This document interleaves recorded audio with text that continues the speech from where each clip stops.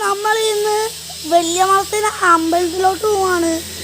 നമുക്കിനി അവിടെ വെച്ച് കാണാം. നമ്മൾ റോഡിൽ കൂടെ അങ്ങോട്ട് പോവുകയാണ്.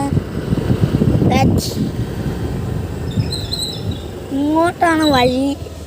അങ്ങോട്ട് നമുക്കിത് അങ്ങോട്ട് പോകാം ഗൈസ്.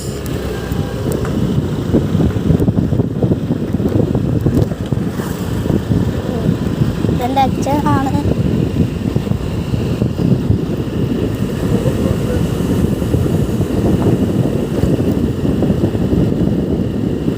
ഇനി ഞാൻ ക്ലാസ്സിന് പോകില്ല, കാരണം ക്ലാസ്സില്ല.